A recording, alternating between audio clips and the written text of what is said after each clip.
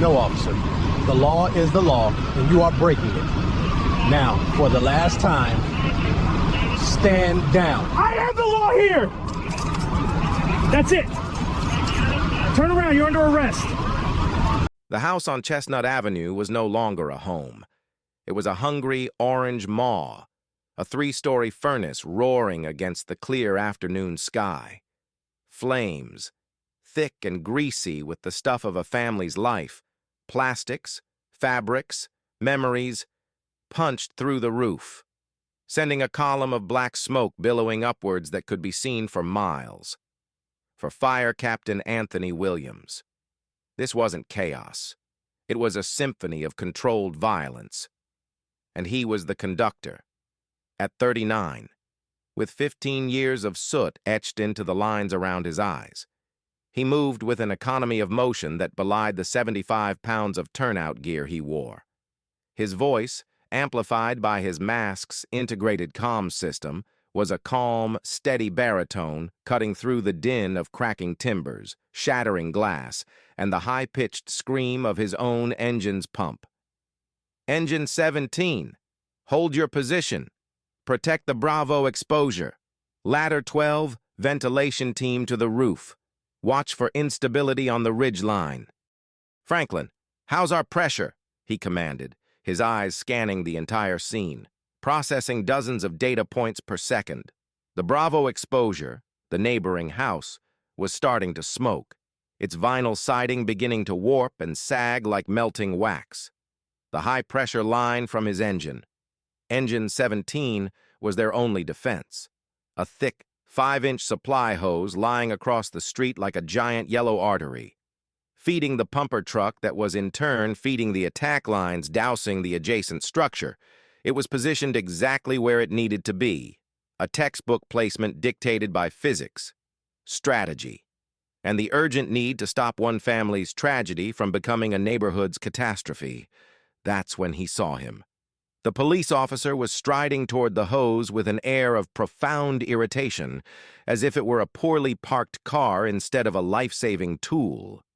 He was young, no older than 30, with a fresh military-style haircut and mirrored sunglasses that hid his eyes but not his rigid jawline. His uniform was crisp, his boots polished to a mirror shine. He looked like he had stepped off a recruitment poster and onto Anthony's fireground. He gestured impatiently at the hose with his leather-gloved hand.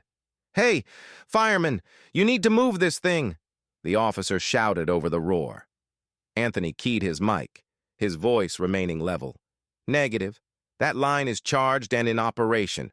We can't move it." He turned his full attention back to the roof team, whose figures were silhouetted against the flames.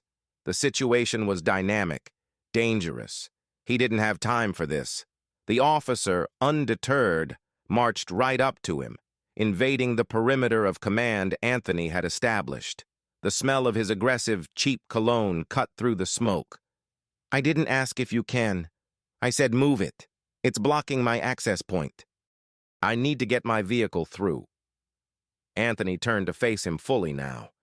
He could see the nameplate on the officer's chest. Dean. "Officer," Anthony said, his voice dropping slightly, the patient tone of a teacher explaining a simple concept. "This is an active, 5-inch supply line. It's carrying hundreds of pounds of pressure per square inch.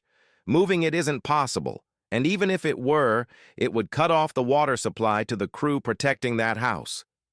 He pointed a gloved finger at the neighboring home, where his men were making a stand against the encroaching fire. "My vehicle access doesn't matter right now. Saving that structure does." He expected a flicker of understanding, a professional nod. They were on the same team, after all. First responders, a brotherhood of service. He was wrong. Officer Dean's posture stiffened, his hand drifted down, resting casually yet deliberately on the butt of his sidearm. It wasn't a threat, not yet, but it was a clear, unambiguous signal of power. It was a gesture that said, "Your expertise ends where my authority begins." "I don't think you're hearing me, Captain," Dean said, his voice laced with a condescending drawl.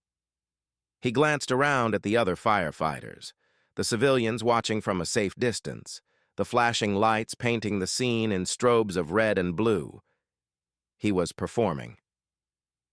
"This is a police matter now. The scene is not secure. I am ordering you to move this hose so I can secure my perimeter." Anthony stared at the man. He had dealt with adrenaline-fueled cops at chaotic scenes before. Usually, a firm, respectful explanation was all it took. But this was different. This wasn't about tactics or safety. It was about ego. Officer Dean had decided that his imaginary line on the pavement was more important than the real, physical line of defense against a raging inferno. The cold knot of disbelief in Anthony's stomach began to harden into something else, something colder and sharper. He saw the contempt in Dean's sneer, the dismissal of his uniform, his rank, his experience. "With all due respect, officer, you are interfering with a fire suppression operation," Anthony stated, his voice now devoid of any warmth. It was the voice he used when a rookie was about to make a fatal mistake. "This hose stays. Your car stays. My men are in a dangerous position, and I need to get back to commanding them. This conversation is over." He turned his back on the officer, a definitive gesture that this debate was concluded. He raised his radio to his mask to issue his next set of orders, a critical move to coordinate the interior attack with the ventilation team. He never got the words out. A hand clamped down hard on his shoulder, spinning him around. The grip was strong, aggressive, designed to assert dominance. He found himself face to face with Officer Dean again, whose face was now a mask of pure fury. The mirrored sunglasses were inches from his own faceplate. Reflecting the fire raging behind him, Dean was shouting, his voice cracking with rage, and the words he spat would echo far beyond the chaos of Chestnut Avenue. They were words that would ignite a different kind of fire, one that would burn through 2 city departments and leave a scar on the public trust that would cost millions to begin to heal. Before we go any further into this unbelievable confrontation, a clash of duty and ego that took place in the shadow of a burning home, I need you to do something for me. I need you to stop what you're doing for just a moment and drop a comment below. Tell me where you're watching from. Are you in New York, California, Texas? Are you watching from another country entirely? Let me know your city, state, or country. And if you believe that first responders, the men and women who run toward danger when everyone else runs away, should be united by a bond of respect, not divided by ego, then hit that subscribe button right now. Because the story of what happened next isn't just about one arrogant cop and one dedicated firefighter. It's about a systemic failure, a shocking abuse of authority, and the astronomical price a city had to pay for one man's pride. You need to see how this ends, because the man in that heavy turnout gear, the one whose life-saving work was just dangerously interrupted, is about to have his world turned upside down. And in doing so, he will inadvertently launch a movement that will change the rules of engagement for first responders across the nation. Officer Dean wasn't just arguing a point. He was lighting a fuse. He had no idea that the man he was manhandling was not just a fire captain, but a respected institution within his department. He had no idea that his every word, his every aggressive gesture, was being recorded not just by his own body camera, but by the unblinking eyes of civilian cell phones and a local news crew that had just arrived on the scene. He thought he was asserting his authority on a chaotic street corner. In reality, he was meticulously documenting his own career's destruction. The confrontation was about to escalate, and the man tasked with putting out fires was about to find himself at the center of a raging inferno of injustice. And the cost of that injustice would be staggering. Stay with me, because you need to witness the moment it all went wrong. The hand on Anthony's shoulder tightened, the knuckles of the leather glove digging into his collarbone through the thick protective fabric. The move was so overtly aggressive, so beyond the pale of professional conduct, that for a split second, Anthony's brain simply couldn't process it. He had been in bar fights as a young man that started with more courtesy. He had faced down armed individuals alongside police officers where the tension was less palpable than it was now. Standing on a suburban street with a man who was supposed to be his ally. The roar of the fire, the shouts of his crew, the wail of sirens, it all seemed to fade into a dull hum. The world narrowed to the two of them, a tableau of simmering rage against a backdrop of open flame. Officer Dean leaned in close, his voice a low, menacing snarl that was somehow more threatening than his previous shouts. It was a voice accustomed to instant, unquestioning obedience, and it was furious at not receiving it. "You don't turn your back on me," Officer Dean hissed, his breath fogging the inside of Anthony's faceplate. "When I give you an order, you follow it. Do you understand me, Captain?" The way he spat the title made it an insult, a sarcastic jab at the authority he refused to recognize. Anthony's own training, a career's worth of de-escalation and maintaining composure in life-or-death situations, kicked in. Panic was a luxury he couldn't afford. Whether inside a burning building or in a standoff with a rogue cop, he slowly, deliberately, reached up and removed Dean's hand from his shoulder. He didn't shove it away, he simply lifted it off, a gesture of calm but absolute refusal. "Officer Dean," Anthony said, his voice a low rumble, controlled and steady. "You are now physically interfering with a command officer during an active emergency. You are endangering my crew, the people in that home, and the public. You need to step back. Now." This was Dean's chance.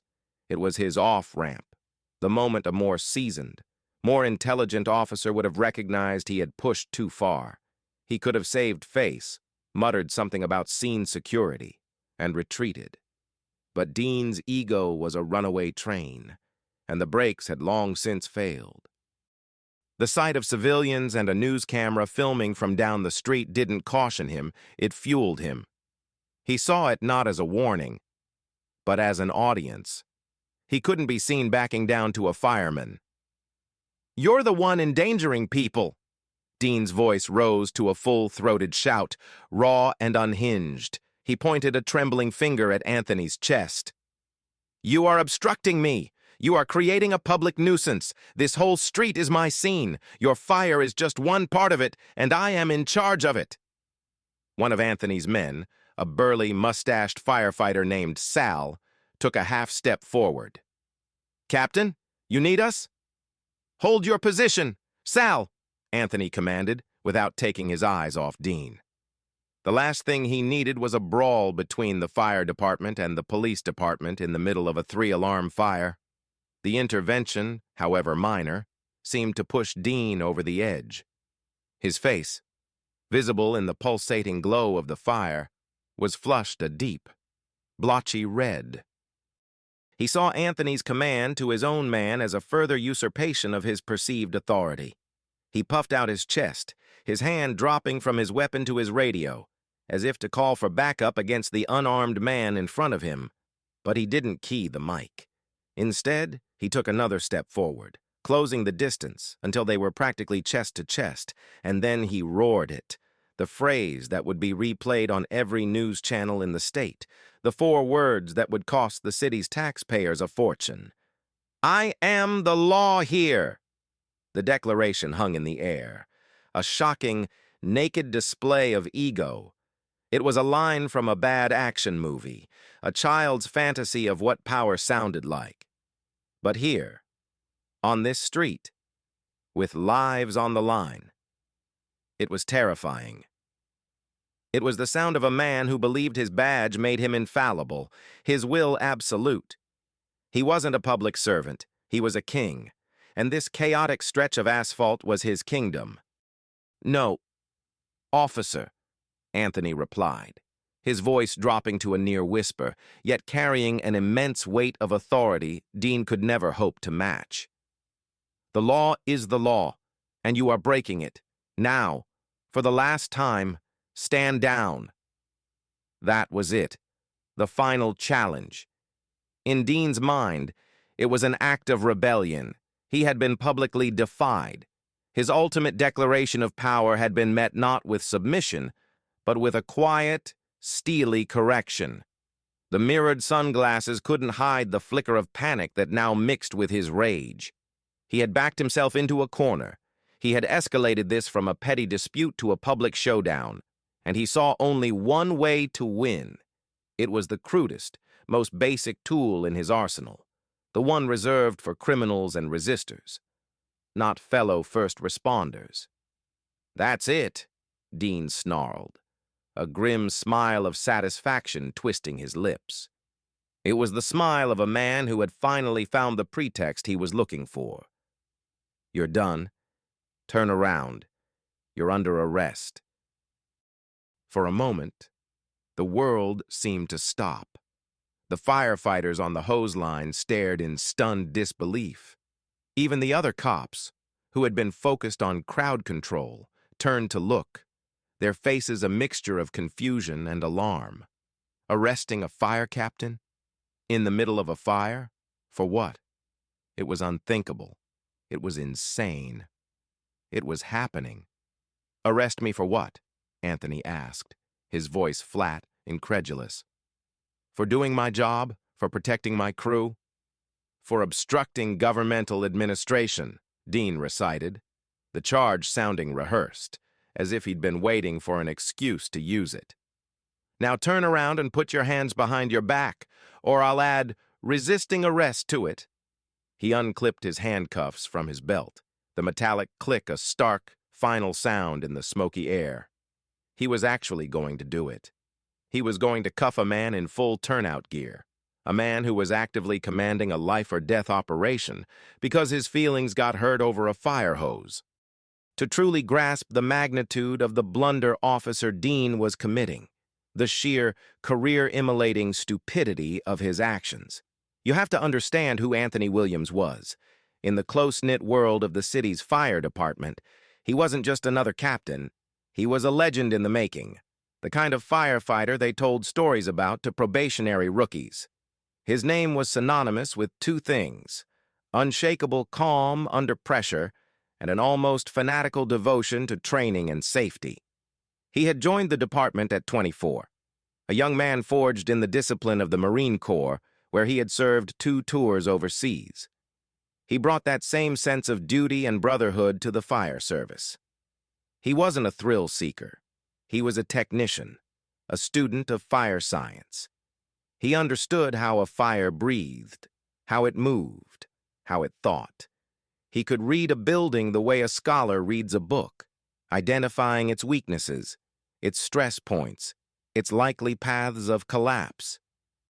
This intuition had saved his own life and the lives of his crew on more than one occasion. Within 10 years, he had been promoted to captain, one of the youngest in the department's history.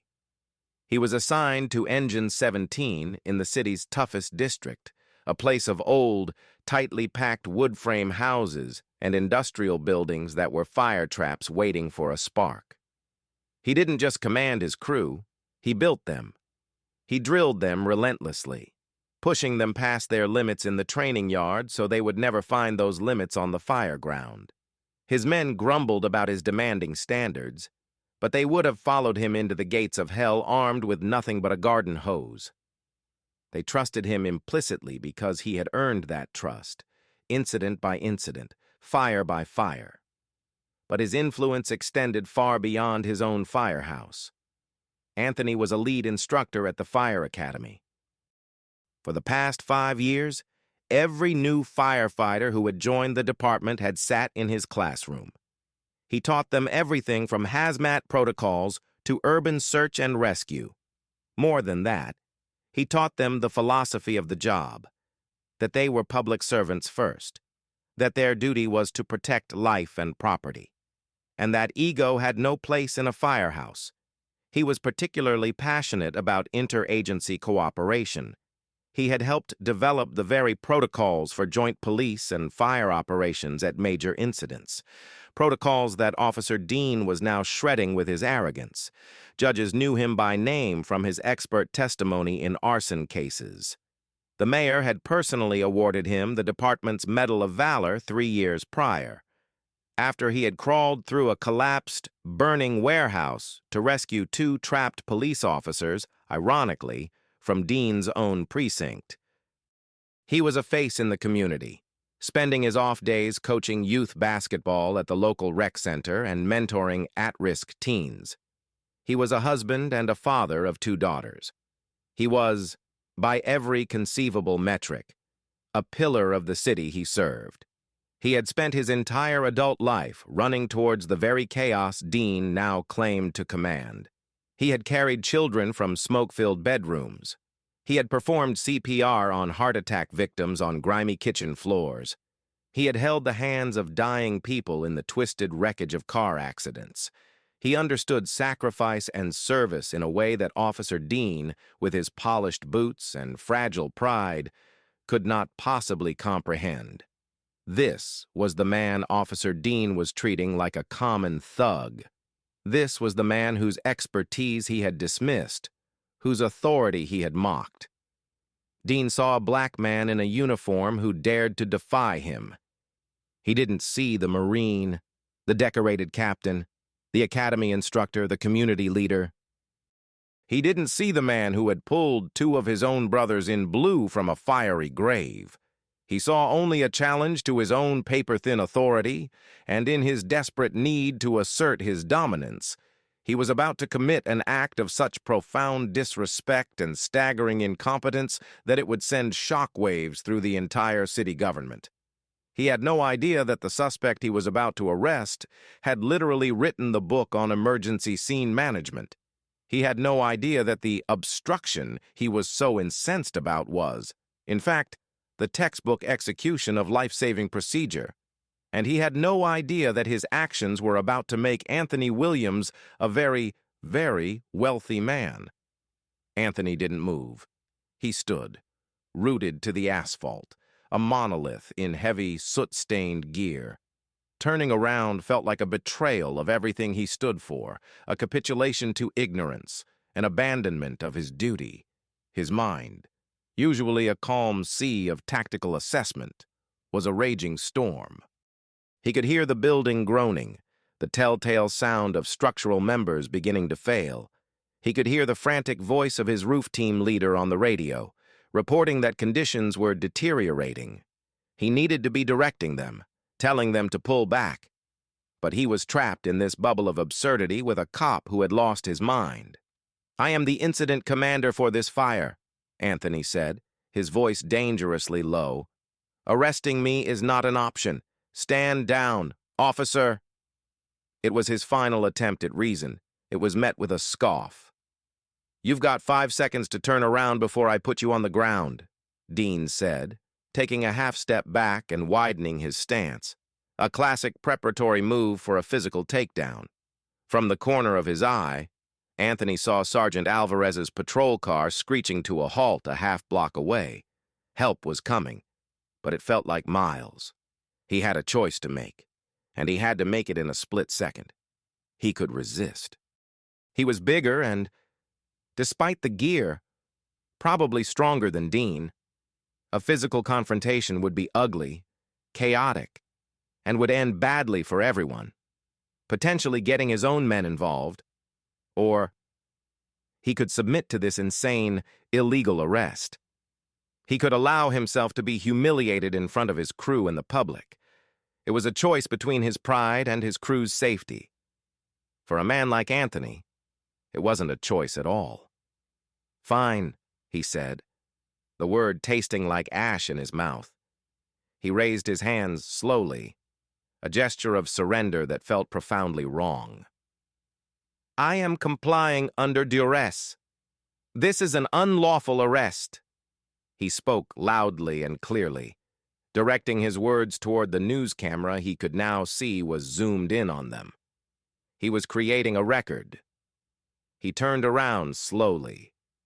The act of presenting his back to the fire, even for a moment, felt like a physical wrenching. He heard a collective gasp from the crowd of onlookers. The absurdity of the scene was breathtaking. A firefighter, his gear covered in the grime of his work, being cuffed like a felon while the building he was supposed to be fighting burned uncontrollably behind him. Dean was rough. He yanked Anthony's arms back, the thick material of the turnout coat bunching up. The handcuffs were too small to go around the heavy, reinforced wrists of the coat. Dean struggled for a moment, his frustration mounting. "Take the coat off," he grunted. "I can't. That's my protective equipment," Anthony stated. "It's part of the uniform." With another curse, Dean managed to ratchet the first cuff tightly around the material on one wrist.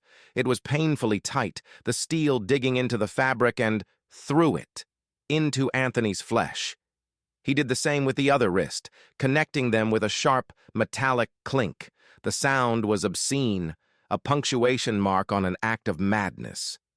Captain Anthony Williams of Engine 17 was officially in custody. "Let's go," Dean said, grabbing Anthony's upper arm and pulling him toward his patrol car. The march was a walk of shame. He passed his own crew, their faces a mixture of fury and helpless disbelief. "Captain, don't worry, we got this," Sal called out, his voice thick with emotion. But Anthony knew they were now rudderless. Their commander had been taken from them at the most critical phase of the operation. The risk to their lives had just increased tenfold. He saw the faces of his neighbors in the crowd, people he saw at the grocery store, at school events. He saw their shocked expressions. He saw the news camera tracking his every step. Dean shoved him toward the rear door of his cruiser.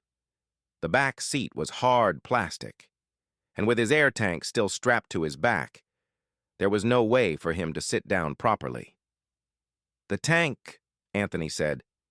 "I can't get in with the SCBA on—" "Not my problem," Dean snapped, and shoved him hard. Anthony stumbled, contorting his body to get into the cramped space. He ended up half sprawled across the seat, his helmeted head pressed against the far window, the weight of the air tank digging into his spine. The door slammed shut, the sound sealing him in a cage of plastic and steel. He was a prisoner. The fire, his fire, raged on without him. Through the wire mesh separating the front and back, he watched Dean stride back toward the scene, not with the air of a victor, but with the frantic energy of a man who was just beginning to realize the enormity of his mistake. He was shouting at the other firefighters now, trying to command them, but they just stared back at him with open contempt. The scene was no longer just a fire, it was a mutiny, trapped in the sweltering, claustrophobic confines of the back seat. Anthony fought to control his breathing. His training kicked in, the rhythmic inhales and exhales he'd practiced in 1,000 drills. Panic was the enemy. It clouded judgment and wasted precious air. Even now, cuffed and captive, his mind was cataloging the situation. The heat inside the car was already intense, the plastic seat growing warm against his heavy gear. The acrid smell of smoke was being replaced by the cloying scent of the industrial disinfectant used to clean the back of patrol cars.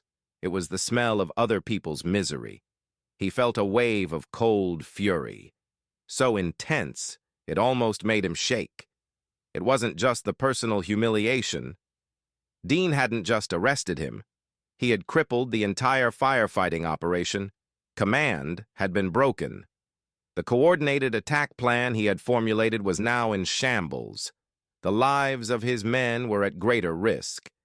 The neighboring house, the Bravo exposure, was almost certainly lost now. All because one man's ego couldn't handle the sight of a fire hose on his precious asphalt. This wasn't just a false arrest. It was a dereliction of duty on a scale Anthony had never witnessed. It was criminal negligence, wearing a badge. He shifted his weight, trying to relieve the pressure of the air tank on his spine and the cuffs on his wrists. He looked out the window. His perspective was now that of a spectator at his own disaster. He could see Sal, his senior firefighter, trying to take command, shouting into his radio, but the command structure was fractured. Other police officers were now creating a line, pushing his firefighters back, treating them like a hostile crowd rather than partners in an emergency. The scene was devolving into a jurisdictional nightmare. Then his focus sharpened. He saw it. Not just one, but a constellation of them. The unblinking eyes. The first was Officer Dean's own body camera, a small black square on his chest, its green light blinking steadily. It had captured everything: Dean's approach, his illegal orders, his physical aggression, the sound of his unhinged shouting, the metallic click of the cuffs. That was evidence. The second was a local news cameraman, now positioned on a nearby lawn. His long lens pointed directly at the unfolding drama between the two departments. He wasn't focused on the fire anymore. This was the story: a fire captain being arrested on the scene. That was the headline. That was irrefutable, high-definition proof that would be on the 11 o'clock news. And then there were the others. A woman in a minivan across the street, her smartphone held high. A teenager on his porch, also filming. A sea of tiny digital witnesses, each one creating an unalterable record of the event. Every angle was being covered. They were capturing Dean's face, contorted in rage. They were capturing Anthony's calm, cuffed compliance. They were capturing the looks of horror and disgust on the faces of the other first responders. A strange sense of calm washed over Anthony. Displacing some of the rage, Dean thought he had won. He thought his authority, backed by a pair of handcuffs, was the ultimate power on this street. He was wrong. The ultimate power was the truth, and the truth was being recorded, archived, and prepared for upload. In the 21st century, a cell phone camera could be a more powerful weapon against injustice than a gun or a badge. He saw Dean finally turn away from the firefighters he was haranguing and storm back toward the patrol car. The officer's face was a mask of angry confusion. The adrenaline was likely wearing off, and the first terrifying whispers of consequence were probably starting to creep into his mind. He wrenched the driver's side door open and slammed himself into the seat. He jammed the keys into the ignition, the engine roaring to life. He didn't look back at Anthony. He couldn't. "You are making a mistake that will end your career," Anthony said from the back, his voice muffled by his mask. "You have the right to remain silent," Dean recited, his voice flat and mechanical. "I suggest you use it."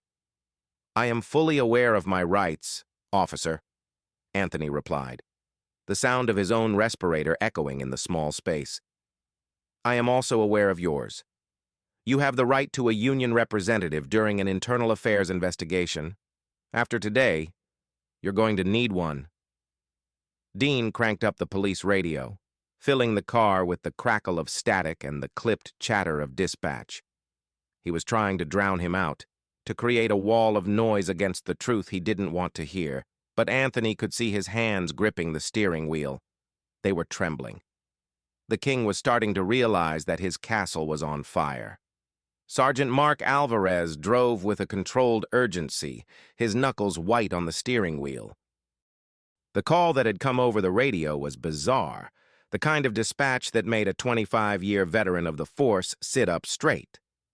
Requesting a supervisor at the Chestnut Avenue fire interagency dispute.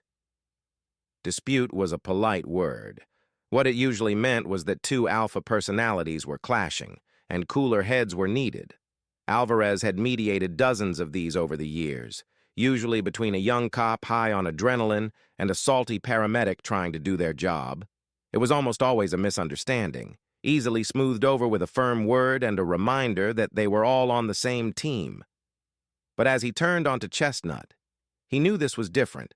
The scene was pure chaos, and not just from the fire, which was now a fully involved monster devouring the house.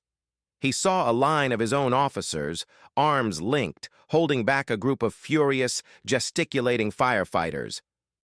He saw civilians with their phones out, a news van parked haphazardly, its camera light a bright white star in the smoky haze. And then he saw it, the sight that made the breath catch in his throat. He saw Officer Dean, one of his own shift's younger, more problematic officers, shoving a man in full firefighting turnout gear into the back of a patrol car. The man was wearing a captain's helmet. "No," Alvarez breathed, hitting the brakes so hard his car fishtailed slightly. "No, he didn't." He threw the car in park and was out before the engine was even off. He strode toward the scene, his face a grim mask. Alvarez was a big man, built like a retired linebacker, and his presence alone commanded respect. The younger officers saw him coming and their line wavered. "What in God's name is going on here?" he bellowed, his voice cutting through the noise like a foghorn. A young officer turned, his face pale and stressed. "Sarge, it's Dean. He got into it with the fire captain." The captain wouldn't move a hose, and Dean, well, he arrested him. Alvarez felt a jolt, as if he'd touched a live wire. He had hoped he was wrong, that his eyes had deceived him through the smoke. "He did what?" he roared. The fury in his voice made the young cop flinch. He didn't wait for an answer. He pushed past the line of officers and marched directly toward Dean, who was now behind the wheel of his cruiser, about to drive away. Alvarez slammed his hand flat on the hood of the car, the loud bang echoing down the street.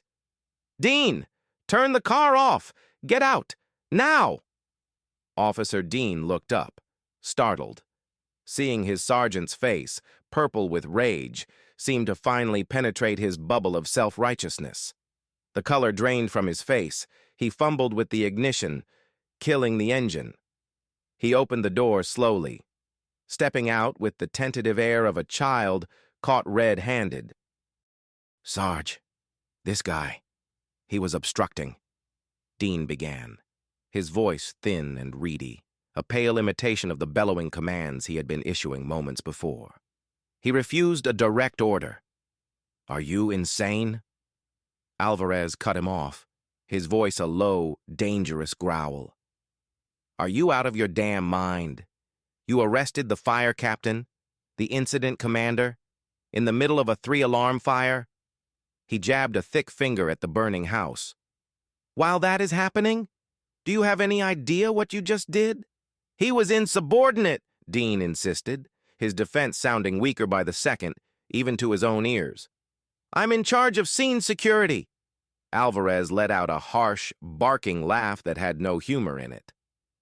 "Scene security? You just decapitated the fire command structure. You just jeopardized the lives of every firefighter on this scene. You turned a house fire into a circus. You think your little perimeter is more important than them putting out the damn fire?" He stepped closer, lowering his voice so only Dean could hear. "I know Captain Williams. He pulled 2 of our guys out of the warehouse fire on 9th Street. He's a hero. And you put him in cuffs because he wouldn't move a hose for you?" He looked past Dean, through the rear window of the cruiser, and saw the unmistakable silhouette of Captain Williams, his helmeted head still pressed against the glass. Their eyes met for a brief second. Alvarez gave a short, sharp nod, a silent apology from one professional to another. He then turned his full, unadulterated fury back on Dean. The younger officer visibly wilted under the glare. The mirrored sunglasses were no longer a shield. They were a pathetic attempt to hide the panic that was now plain for all to see. The reality of his actions was crashing down on him like a collapsing roof, and Sergeant Alvarez was there to make sure he felt every ounce of the weight. "Give me the key," Sergeant Alvarez said. It wasn't a request. It was a command backed by the full weight of his rank and 25 years of authority. His hand was outstretched, palm up, an undeniable demand. Officer Dean just stood there for a second, blinking. His brain, which had been running on pure, uncut ego for the last 10 minutes, seemed to have short-circuited. The world had just been flipped on its head. He was the one with the gun and the badge. He was the one who gave the orders. But now, his own sergeant was looking at him with a level of contempt he had never seen before. "The key. Dean. Now," Alvarez repeated, his voice dropping another octave. "Before I take it from you." Finally, Dean's hand moved, but it was clumsy, fumbling. He unclipped the keys from his belt, his fingers shaking so badly that he almost dropped them. He placed them in Alvarez's waiting palm without making eye contact. He was staring at the ground, at the yellow fire hose that had started it all, as if seeing it for the first time. Alvarez didn't waste a second. He turned, walked to the rear door of the cruiser, and unlocked it. He opened the door with a firm pull. The heat from inside the car washed over him. He saw Captain Williams, still wedged awkwardly on the seat, his face impassive behind his mask. "Captain Williams," Alvarez said, his voice now filled with a deep, professional respect. "I am Sergeant Mark Alvarez, on behalf of the police department. I am so sorry. Let's get you out of there." Anthony shifted his cuffed hands, maneuvering himself out of the car with as much dignity as he could muster. Standing up, he towered over Alvarez, a giant in soot-stained armor. The moment he was clear of the vehicle, Alvarez was there with the key, fitting it into the lock on the first handcuff. The sharp, metallic click of the cuff falling open was a sound of profound significance. It echoed in the sudden quiet that had fallen over the immediate area. It was the sound of a monumental error being undone. It was the sound of authority being restored to its rightful owner. It was the sound of Officer Dean's career ending. Alvarez unlocked the second cuff, and it clattered against the asphalt. Anthony brought his hands forward, slowly rotating his wrists. He looked down at the angry red welts the steel had left behind, even through the thick fabric of his coat. He then looked at Alvarez. "Thank you, Sergeant," he said, his voice calm but carrying the exhaustion and fury of the last 15 minutes. "The thanks are all mine, Captain," Alvarez replied, his expression grim. "Now go. Your men need you." Anthony didn't hesitate. He gave Alvarez one last nod of gratitude and turned, striding back toward the fire, which had grown in his absence. "Franklin, status report," he bellowed, his command voice instantly re-engaged. "Sal, get me the chief on the radio now." The firefighters, who had been watching the drama unfold with simmering rage, visibly relaxed. Their leader was back. Order was being restored from chaos. Alvarez watched him go for a moment, then turned his attention back to the architect of this disaster. Dean was still standing by the car, looking pale and lost. "You," Alvarez barked, pointing a finger at him. "Give me your radio. Give me your car keys. You are to stand right here. You are not to speak to anyone. You are not to move. Do you understand me?"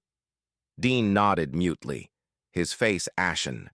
He handed over his radio and keys like a child surrendering a toy. Alvarez keyed the radio himself, switching to a command channel. "Dispatch, this is Sergeant Alvarez. I need you to get me the on-duty watch commander. And then, I need you to call the fire department battalion chief. Tell them both to respond to my location immediately. We have a Code 3 situation here." Code 3 was police jargon for a critical lights and sirens emergency. But this wasn't a fire or a crime in progress. This was a self-inflicted wound, a full-blown interdepartmental catastrophe. And the fallout was just beginning. The sound of unlocking steel had been the starting gun for a race to contain the damage, a race that Alvarez knew, with a sinking feeling in his gut. They had already lost. The radio call from Sergeant Alvarez was like a lit match tossed into a room full of gasoline. It bypassed the normal chain of command and went straight to the top, igniting a firestorm of frantic phone calls between the highest echelons of the city's emergency services. The first call was from the police watch commander to his boss, Police Chief Michael Donovan. The second was from the fire battalion chief to his boss, Fire Chief Sarah Jenkins.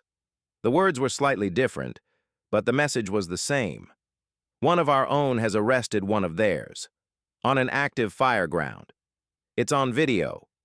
Police Chief Donovan, a man whose tenure was defined by a desperate attempt to improve community relations, nearly choked on his coffee. He did what? He repeated into his phone, his voice a strangled whisper. He had spent 5 years and millions in city funding on de-escalation training, community policing initiatives, and interagency cooperation drills. He had personally sat in meetings with Chief Jenkins, hammering out protocols to prevent exactly this kind of jurisdictional pissing match.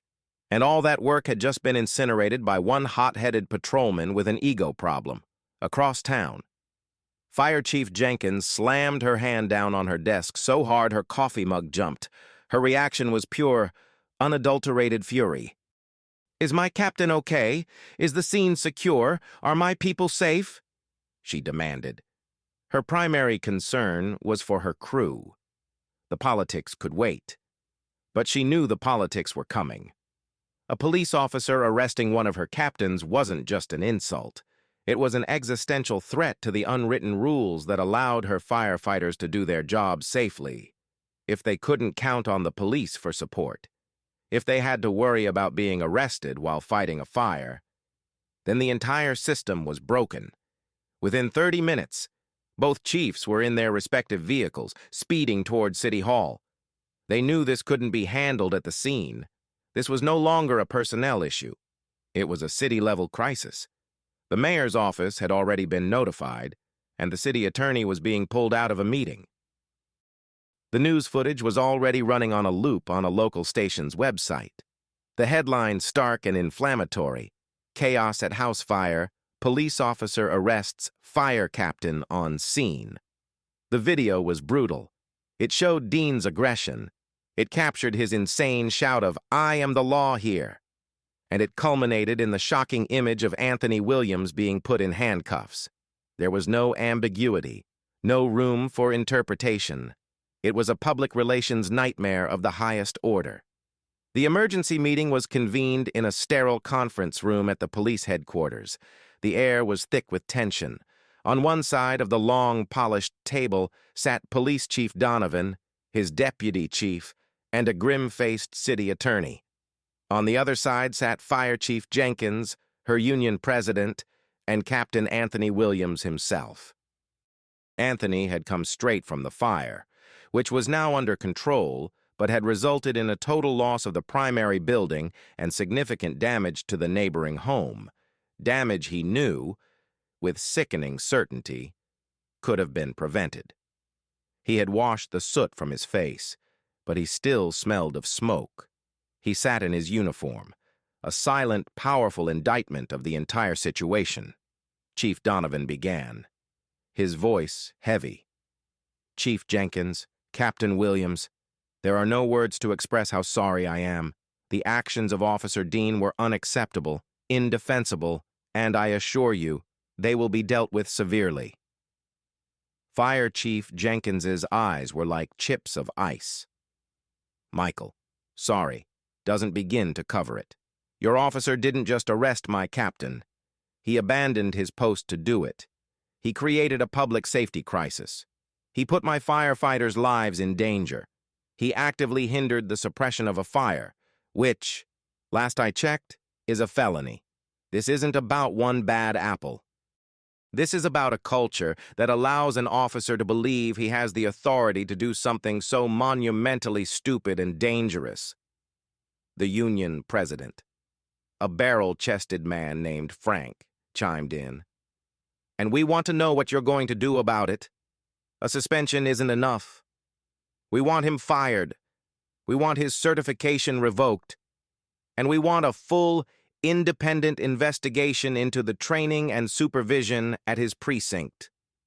The city attorney cleared his throat. "Before we discuss disciplinary action, we need to review all the evidence.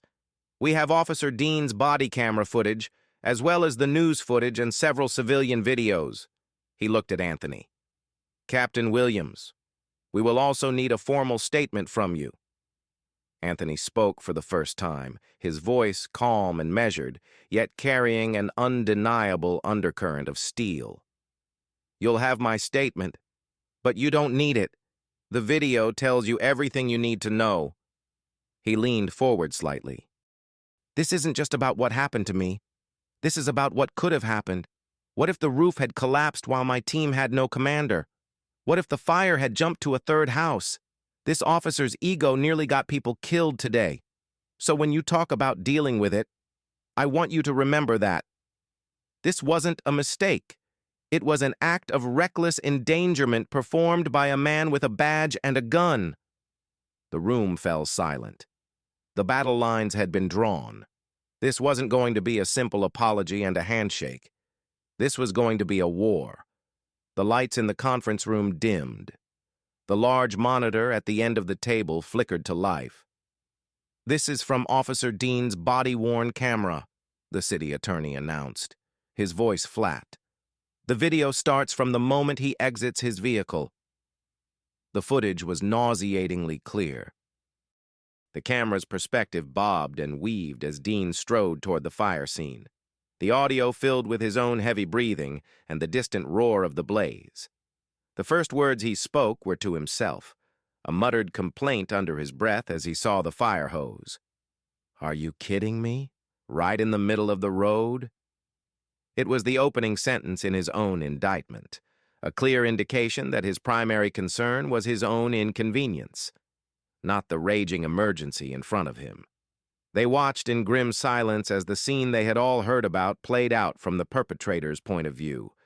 They saw Anthony, a calm professional trying to explain the situation. They heard Dean's escalating aggression, his voice dripping with condescension. The camera captured his hand resting on his firearm, a subtle but chilling detail. Then came the shouting. On the high-quality audio of the body cam, his cry of, "I am the law here!" was even more unhinged, more despotic than it had seemed on the news.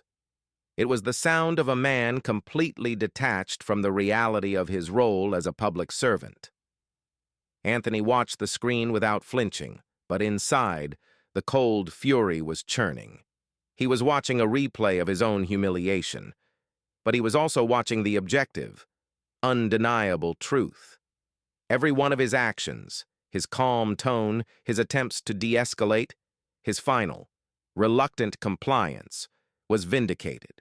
Every one of Dean's actions was damning. The most difficult part to watch was the arrest itself. The camera shook violently as Dean manhandled him, the audio filled with the grunts of exertion and the sickening, ratcheting sound of the handcuffs. From the camera's perspective, they could see the horrified faces of the other firefighters in the background. They could see the news camera. They could see the public, watching in disbelief. It was a perfect 360-degree view of a complete catastrophe. The footage continued as Dean marched him to the car and shoved him inside. Then, a crucial moment. Dean walked back to the fire line and the camera captured his interaction with Sal and the other firefighters. "Your captain is under arrest for obstruction," Dean said, his voice trying to project an authority it no longer possessed. "You're out of your mind," Sal shot back. "You just sentenced that house to death and put us all at risk." "You better watch your mouth or you'll be joining him," Dean threatened. Pointing at Sal, the camera captured the threat clearly. Witness intimidation, another nail in his coffin. The city attorney paused the video. He took off his glasses and rubbed the bridge of his nose. "I've seen enough," he said quietly. He looked at Police Chief Donovan. "Michael, we have a problem of catastrophic proportions. There is no defense for this. None. The video is clean. The audio is clean. He wasn't threatened. He wasn't assaulted. He created, escalated, and consummated the entire incident out of what appears to be pure ego." Chief Jenkins spoke, her voice tight with rage. "It's worse than that. He lied in his initial report, filed before he knew we had the video. He claimed Captain Williams was, and I quote, verbally and physically aggressive, and that he feared for his safety. The video proves that is a deliberate, calculated lie. He falsified a police report. That was the final blow. Falsifying a report was the cardinal sin. It destroyed an officer's credibility forever. It meant every arrest he had ever made, every ticket he had ever written, was now suspect. Chief Donovan looked like he had aged 10 years in the last hour. He turned to Anthony, his expression one of profound defeat. "Captain, what do you want?" It was a question loaded with implications. What would it take to make this right? Anthony met his gaze. He wasn't thinking about money. He wasn't thinking about revenge. He was thinking about the next fire, the next car crash, the next time a firefighter or a paramedic had to work a scene with a police officer. "What do I want?" he repeated.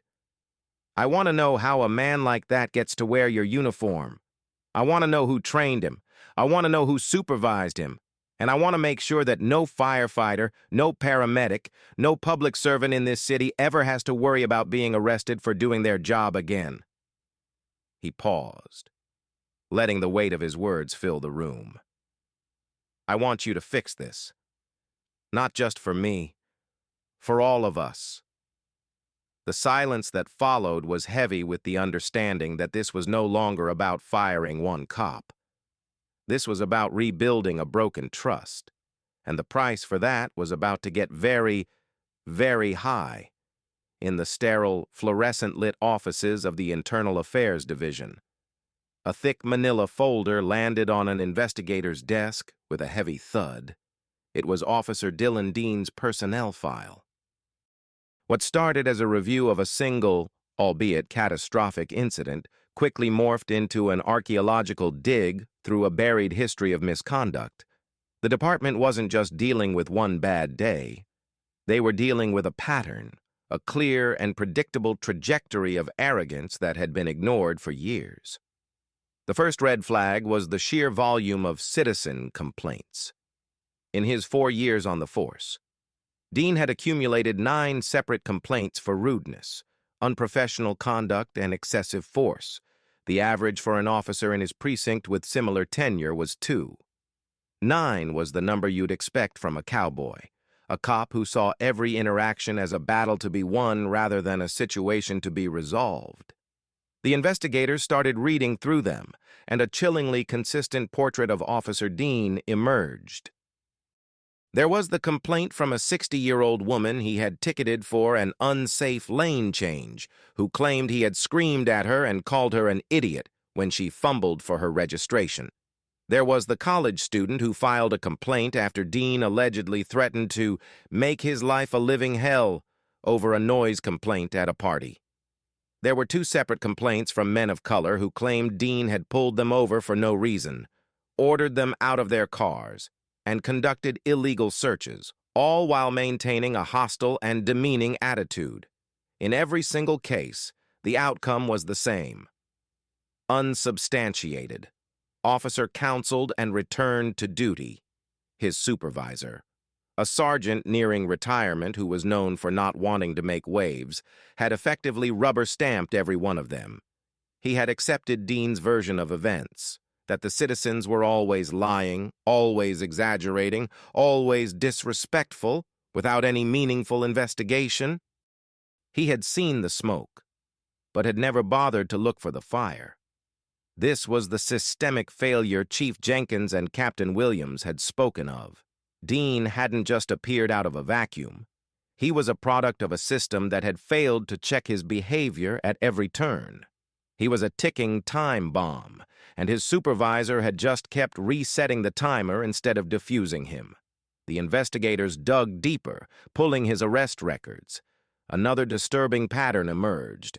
Dean had a rate of resisting arrest and obstruction charges that was nearly triple the precinct average. It was a classic sign of an officer who escalated situations unnecessarily. When people questioned his authority or simply didn't comply with the speed he demanded, he slapped them with contempt of cop charges, using the full force of the law to punish them for perceived disrespect. He wasn't enforcing the law, he was enforcing his own ego. The final piece of the puzzle fell into place when they interviewed other officers from his shift. Off the record, a story was told of a man who was insecure, a bully who compensated for his own lack of confidence with an aggressive, authoritarian shell. He was known for bragging about putting people in their place. He had a particular disdain for other agencies, frequently referring to firefighters as hose draggers and paramedics as glorified taxi drivers. He saw himself as the top of the food chain, the thin blue line, and everyone else was just in his way. When the Internal Affairs report was finalized, it was a damning indictment not just of Dean, but of his entire chain of command. It detailed how a problematic officer had been allowed to fester within the department, his escalating behavior ignored by a supervisor who valued an easy shift over actual supervision. The report concluded that the incident with Captain Williams was not an anomaly, it was an inevitability. It was the predictable, explosive outcome of years of unchecked arrogance meeting an immovable object of professionalism and duty. The report was leaked to the press. The story was no longer just about a cop and a firefighter. It was about a police department with a broken culture, a system that protected its worst actors until their behavior became too public to ignore. The city was facing a crisis of confidence in its police force, and the pressure for a massive, systemic overhaul was mounting. Officer Dean was the symptom.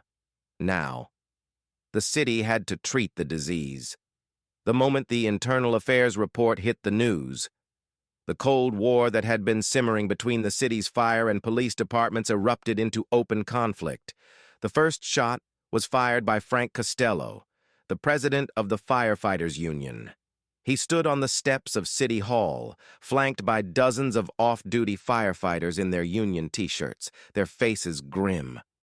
He spoke into a forest of microphones, his voice booming with righteous anger.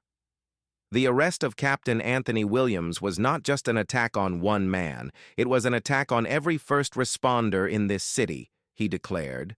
The stunning report from Internal Affairs confirms what we already knew. Officer Dean is not a rogue cop. He is a product of a sick system. A system that ignores complaints, that tolerates bullies, and that puts the public and its own public servants at risk.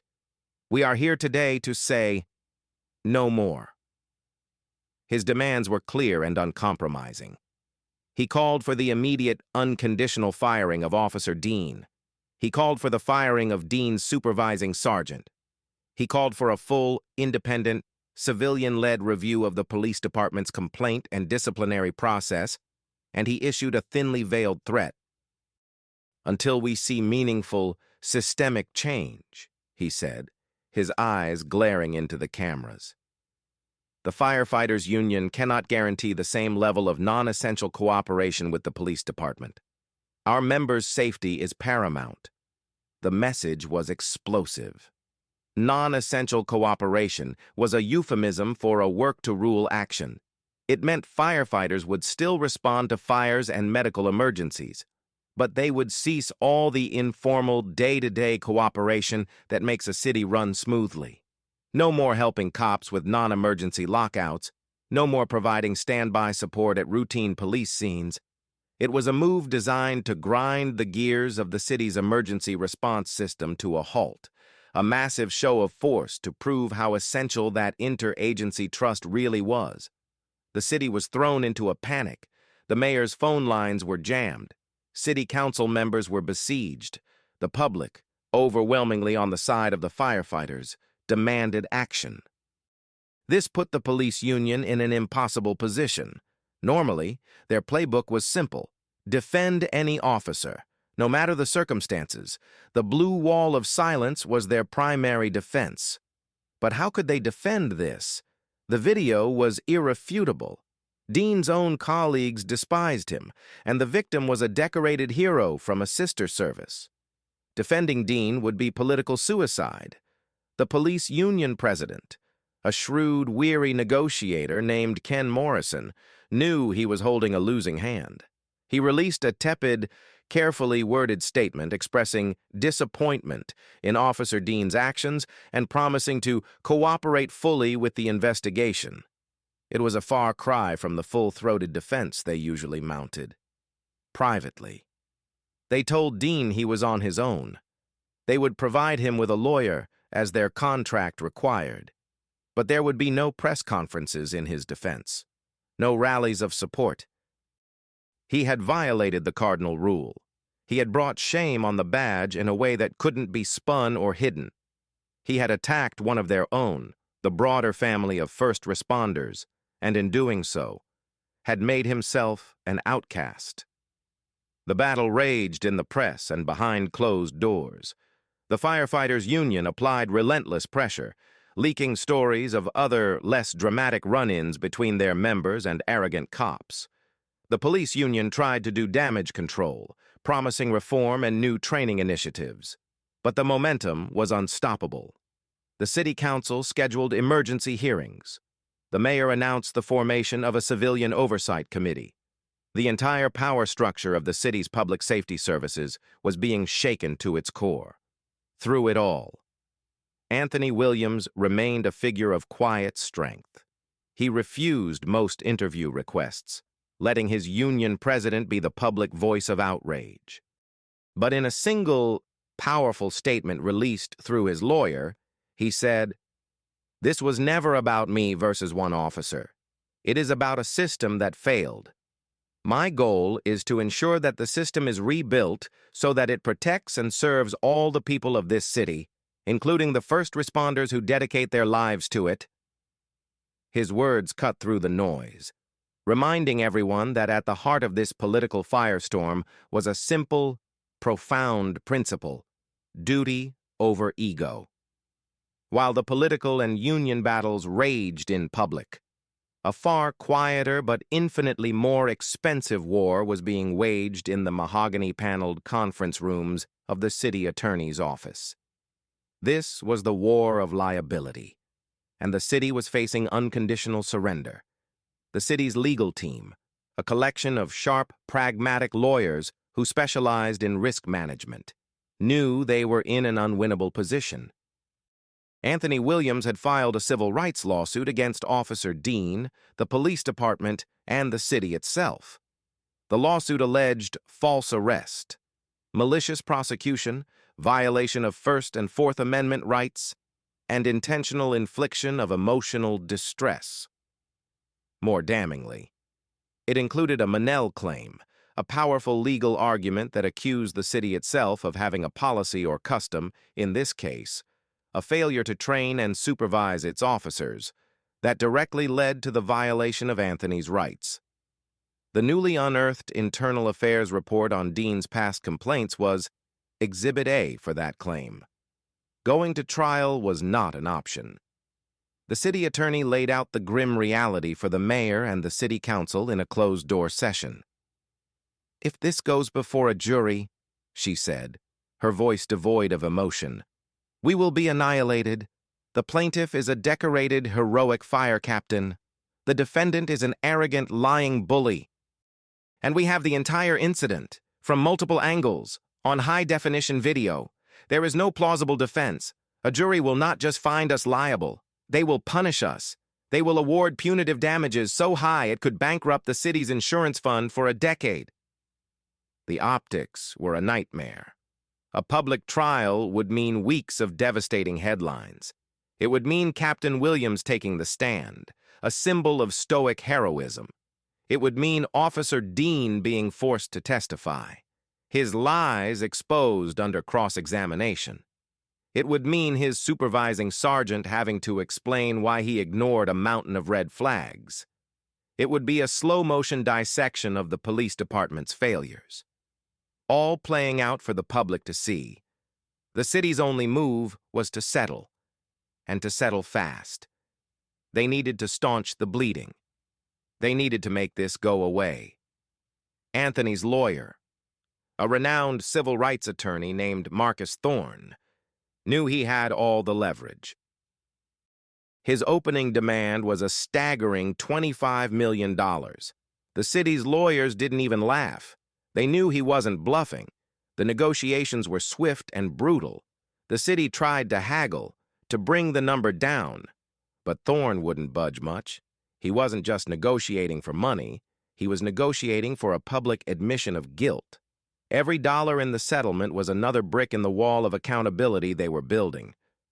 This isn't just about compensating the captain for his ordeal, Thorne argued in one of the meetings.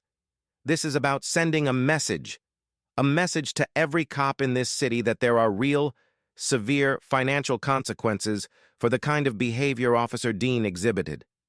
This number needs to be big enough to hurt. It needs to be big enough to force real change. In the end, they met in the middle. The final number was historic, the largest settlement for a civil rights violation in the city's history, $17.2 million. It was an astronomical sum, an 8-figure apology written from the taxpayer's checkbook. The settlement was announced at a somber press conference at City Hall. The mayor stood at the podium and read a prepared statement, formally apologizing to Captain Williams and his family. He pledged sweeping reforms within the police department. Officer Dean had already been fired. His supervising sergeant had been forced into early retirement. The city was promising a new era of accountability. When the news broke, the number itself, $17.2 million, shocked the public. It became the official price tag for one man's ego. It was the cost of a broken system. For some, it was an outrageous sum of money for a wrongful arrest that lasted less than an hour. But for those who understood the deeper issues, it was the price of justice. It was the cost of ensuring that when a firefighter is battling a blaze, the last thing he has to worry about is the man in blue standing behind him. For Anthony Williams, the check wasn't a lottery ticket. It was ammunition. It was the seed money for a new mission that was just beginning to take shape in his mind. The wire transfer confirmation appeared on Anthony's laptop screen with a quiet, digital chime that felt completely inadequate for the moment. $17,200,000. After taxes and legal fees, it was still a life-altering generational fortune. The number was so large, so abstract, it seemed unreal. He closed the laptop and stared out his living room window at the quiet suburban street, the same street he had left for work that fateful day. A man who made a comfortable but modest living risking his life. Now, he was a multi-millionaire. The city's check had bought his silence in a courtroom, but it had also bought him something he'd never had before: absolute freedom. He could retire tomorrow. He and his wife, Sarah, could buy a house on a beach somewhere, a boat, a plane. They could put their 2 daughters through any university in the world without a second thought about tuition. They could spend the rest of their lives in quiet, comfortable anonymity, leaving the smoke and the sirens and the politics of the city far behind. For a few days, that was the dream they allowed themselves to explore. They talked about traveling, about all the things they had put off for the sake of his demanding career. But the dream felt hollow. Anthony couldn't shake the image of the fire on Chestnut Avenue. He couldn't forget the looks on his crew's faces, the feeling of the cold steel on his wrists, the suffocating helplessness of the back of that patrol car. He had won a personal victory, a massive one. But the problem that had caused it all still existed.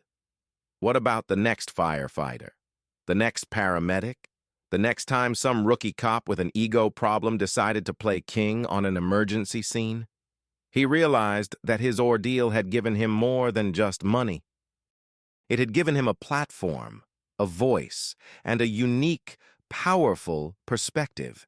He had experienced the system's failure from the inside as both a first responder and a victim. Walking away now would feel like another kind of betrayal, like abandoning his post. He had spent his life running into burning buildings to help people. How could he walk away from this fire, a systemic blaze that threatened his brothers and sisters in every city in the country? One evening, about a week after the settlement, he and Sarah were sitting on their back porch as the sun went down. "I can't just take this money and go sit on a beach," he said quietly, breaking a long silence. "It wouldn't feel right. It would feel like I was taking blood money and just running away." Sarah, who had been his rock through the entire ordeal, reached over and took his hand. "I know," she said. "I didn't marry a man who runs away. Anthony, so what are you going to do?" The idea had been forming in his mind for days, a hazy concept that was slowly coming into focus. "When I was at the academy, we spent hundreds of hours learning how to fight fires," he began, thinking out loud. "We spent almost no time learning how to deal with a conflict with another first responder. We were just taught to assume everyone was on the same team. We never trained for what to do when your supposed ally becomes your adversary." He looked at his wife, his eyes filled with a new kind of fire. "That's the problem. We train for the fire, for the medical emergency, for the collapsed building. We don't train for the human element, for the failure of the system itself. We don't teach firefighters and paramedics what their rights are when they're being illegally ordered or unlawfully detained. We just tell them to keep their heads down." "So you want to create that training?" Sarah asked, already knowing the answer. "More than that," Anthony said, his voice growing stronger, filled with a purpose he hadn't felt since the day he first put on his uniform. "I want to create a resource, a shield.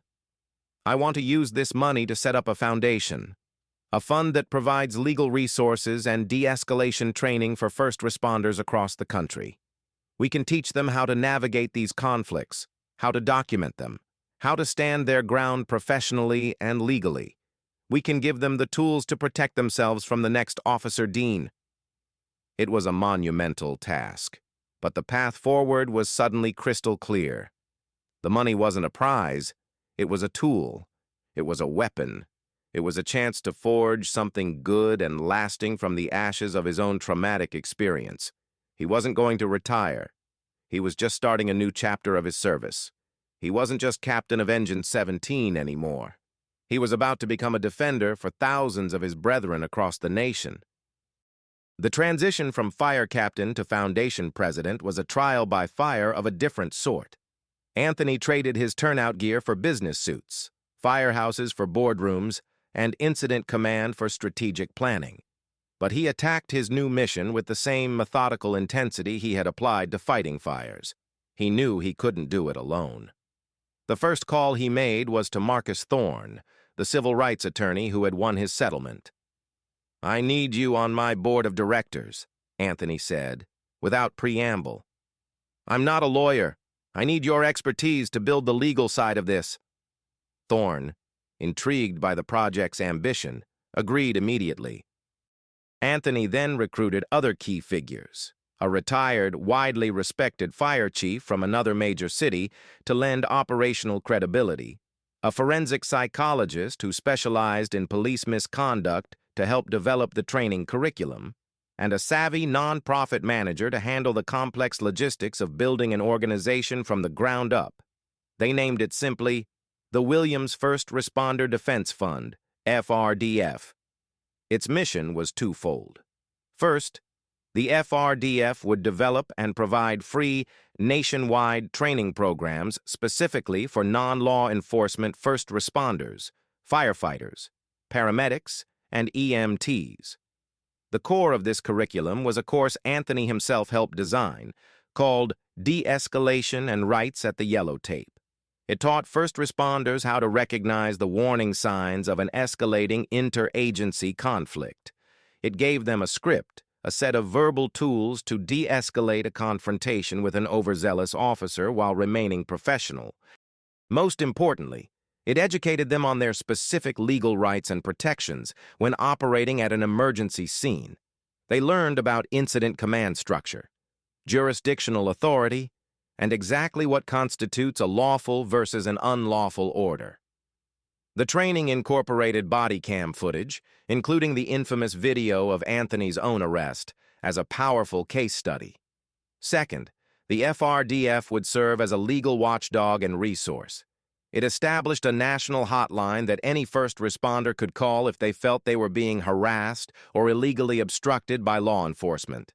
The fund retained a network of vetted civil rights attorneys across the country, ready to provide immediate legal counsel and, if necessary, representation. The message was clear. If you mess with a firefighter or a paramedic who is just trying to do their job, you won't be facing a lone individual anymore. You'll be facing a multi-million-dollar legal foundation that is not afraid of a fight. The launch of the FRDF made national news. Anthony, now a reluctant public figure, gave a series of interviews, his calm, authoritative presence lending immense credibility to the cause. "This is not about being anti-police," he stated in one widely circulated interview. "This is about being pro-professionalism and pro-public safety. The vast majority of police officers are dedicated professionals who we are proud to work alongside.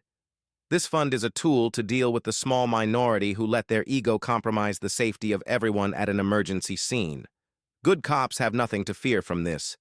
In fact, we believe it will make their jobs safer too, by ensuring emergency scenes are run according to protocol, not personality."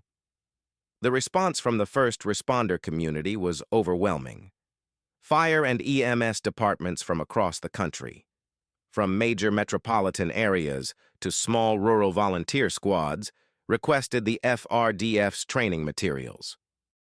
The hotline began receiving calls within the first week. Most were resolved with simple advice and mediation, but in a few egregious cases.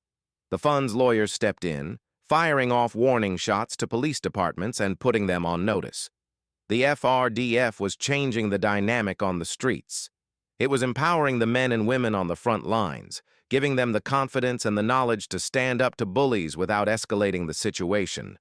It was a shield, forged in the fire of Anthony's own ordeal, and it was now protecting thousands. He had taken the worst day of his professional life and transformed it into a legacy of protection and empowerment for his entire profession. 1 year later, on a crisp autumn afternoon, Anthony Williams found himself driving through a part of the city he rarely visited. He was on his way back from a speaking engagement at a regional EMS conference. He was in a comfortable sedan, not a fire engine, and wearing a suit, not turnout gear. Life had changed. The FRDF was a resounding success, growing faster than he could have imagined. It was demanding, exhausting work. But for the first time since the incident, he felt a sense of peace. He felt like he had found his new purpose. As he approached a busy intersection, he saw the familiar constellation of flashing lights ahead, a multi-car accident. 2 police cruisers, a fire engine, and an ambulance were crowded into the intersection, creating a chaotic ballet of red and blue. His old instincts kicked in. He slowed his car, his eyes scanning the scene, assessing the damage, the patient triage, the traffic control. He was a spectator now, but his mind still worked like a commander. He saw a young police officer directing traffic, his face a mask of concentration. A paramedic. A woman with a determined look on her face was wheeling a gurney from the ambulance toward the most damaged vehicle. Her direct path was blocked by the officer's police cruiser. She stopped. Anthony felt a knot tighten in his stomach. It was a scene ripe for conflict. A stressed paramedic trying to reach a patient. A focused cop trying to maintain a safe perimeter. It was a variation of the same theme that had upended his life. He watched, holding his breath, his hands tightening on the steering wheel. The paramedic called out to the officer, "Officer, I need to get through. I need to move your vehicle." The young officer turned. He looked at the gurney, then at his car, then back at her. For a split second, Anthony saw a flicker of irritation on his face, the muscle in his jaw tense. Here it comes, Anthony thought. But then, something different happened. The officer took a deep breath. He seemed to recall something. His posture changed, relaxing slightly. "Copy that," he said, his voice clear and professional. "Give me 10 seconds." He quickly moved to his cruiser, jumped in, and pulled it forward just enough to clear a path for the gurney. He then got out and gave the paramedic a quick nod. She nodded back, a silent acknowledgement of professional courtesy, and continued on her way to the patient. The entire interaction took less than 30 seconds. It was seamless. It was professional. It was exactly how it was supposed to work. There was no shouting, no ego, no threats. Just two professionals, from two different agencies, with two different jobs, cooperating to solve a problem and save a life. A slow smile spread across Anthony's face. He let out a breath he didn't realize he'd been holding. He knew, with absolute certainty, what he had just witnessed. 6 months ago, his foundation had provided its de-escalation and rights at the yellow tape training to this city's entire fire and EMS departments, and in response, under pressure from the mayor's office, the police chief had incorporated a modified version of that training into his own officers' in-service curriculum. He had just watched that training in action. He had witnessed a potential conflict dissolve into simple, effective cooperation. It wasn't a dramatic, headline-grabbing victory. There were no cameras, no press conferences, no multi-million-dollar settlements. It was just a quiet moment at a chaotic intersection. But to Anthony, it was more satisfying than any court victory. It was real, tangible change. It was a sign that the culture was slowly, painstakingly, beginning to shift. He had taken his pain and used it to build a shield, and he had just watched it work. He put his car in gear and drove on, leaving the flashing lights behind him, his heart lighter than it had been in a very long time.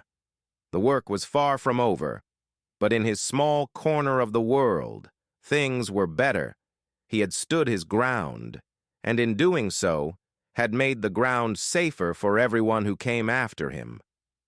This story ends with a victory, but it forces us to look into the uncomfortable psychology behind Officer Dean's actions.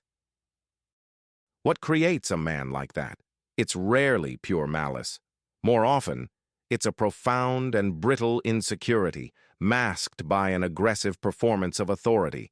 Dean's outburst of "I am the law" here wasn't a statement of power. It was a desperate cry from an ego that felt threatened. In his world, respect wasn't earned through competence. It was demanded through intimidation.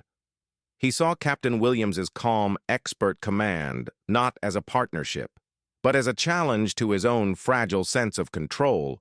His badge wasn't a tool for public service. It was a shield to hide his own inadequacy. The tragedy is that the very system meant to screen for such instability often ends up rewarding the performance of authority, mistaking arrogance for confidence. We can't help but wonder, what if things had gone differently? What if Anthony, pushed past his limit, had responded to Dean's physical aggression with his own? The narrative would have shifted instantly. The media might have portrayed it as a brawl between first responders, smearing his reputation and muddying the clear waters of Dean's misconduct. What if there had been no cameras? Dean's false report might have stood, and it would have been Anthony's word against a police officer's, a battle that, for many, is lost before it even begins. Anthony's triumph was not just a result of his righteousness, but also of his incredible restraint and the fortunate presence of unblinking digital witnesses. His story is a powerful reminder that true strength isn't about who can shout the loudest or exert the most force. It's about composure under pressure, about holding fast to your duty and your dignity, even when they are under direct assault. It teaches us that the most effective way to fight a broken system is not always to meet its aggression with more aggression, but to use its own rules, its own mechanisms of accountability against it. Anthony won not by overpowering Dean, but by outlasting him with professionalism and then using the system's tools, the law, to dismantle him. His ultimate victory wasn't the money. It was transforming a personal trauma into a protective legacy for thousands. This story, while dramatic, touches on real-world issues of ego, authority, and accountability that play out every day. It leaves us with some important questions to consider. What do you think is the best way to train first responders to handle jurisdictional conflicts without compromising safety?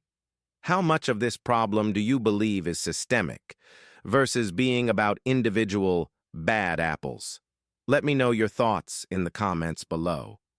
And if this story resonated with you, please consider sharing it and subscribing for more content that explores the complexities of justice.